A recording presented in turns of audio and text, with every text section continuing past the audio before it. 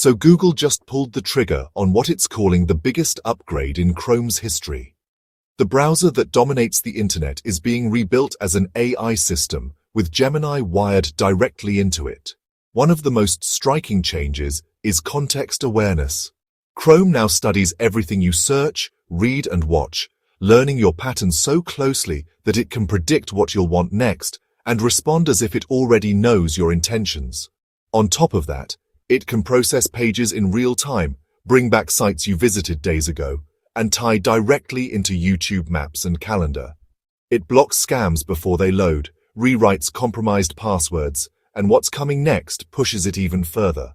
An autonomous browsing agent that can quietly run multi-step tasks in the background, waiting only for your final confirmation before it executes.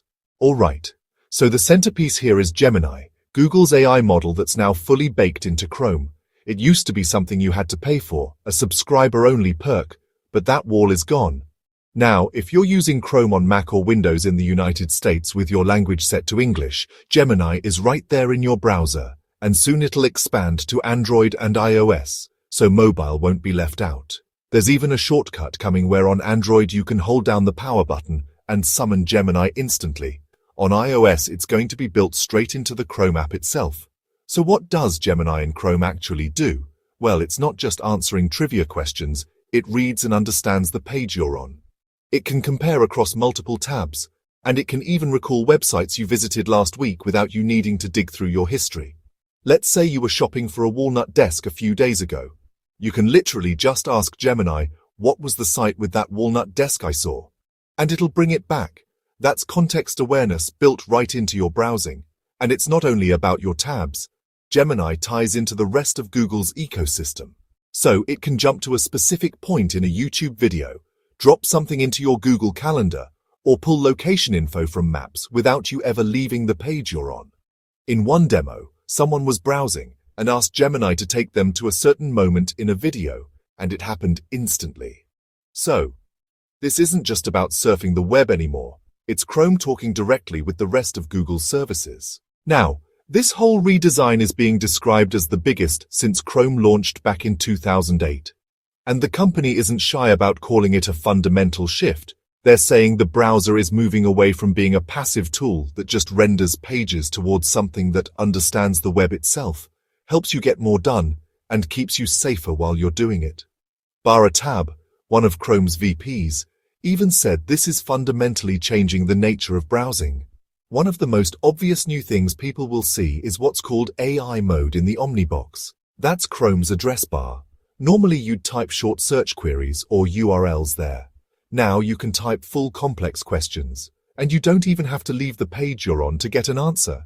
If you're on a product page, Chrome will not only summarize what you're looking at, but might suggest follow-up questions like, what's the warranty policy? Or compare battery life. This is already rolling out in English for United States users, and it'll expand to more countries and languages later. AI mode also acts as a direct line to what Google calls its most powerful AI search. You're not just throwing keywords at Google search anymore. You can ask multi-part questions, follow up with clarifications, and keep drilling deeper, all without switching contexts. And this is a big deal because it positions the browser itself, not just the search engine, as the place where AI lives. That's a strategic shift for Google since Chrome has always been the funnel that feeds search, and now it's becoming the funnel for AI. These days, generating code is easy. The real challenge is making sure it's production ready. CodeRabbit, who's sponsoring today's video, gives you AI-powered reviews in your terminal before bad code slips through. With CodeRabbit CLI, you don't have to wait until a pull request to catch issues. You can review both staged and unstaged changes right inside the terminal. It checks for bugs, security vulnerabilities, performance bottlenecks, missing tests, and even flags AI hallucinations before they ever get committed. It works seamlessly with all the popular CLI coding agents, Claude Code, Cursor CLI, Gemini, and more.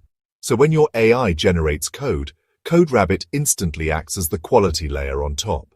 You can even hand review context back to your agent for automated fixes or apply suggestions instantly with a single command. That means less rework, fewer broken builds, and a much smoother path to production. CodeRabbit has already reviewed over 10 million pull requests and is the most installed AI app on GitHub. Now it's available free right in your terminal. Install it today with the link below. Another big development that's coming soon, though not fully live yet, is what Google calls AIC browsing. This is essentially Gemini acting as a proper AI agent. In practice, that means it can take multi-step tasks and carry them out for you in the background. They showed examples like booking a haircut appointment, filling up a grocery cart from a list in your email, or even writing out a message.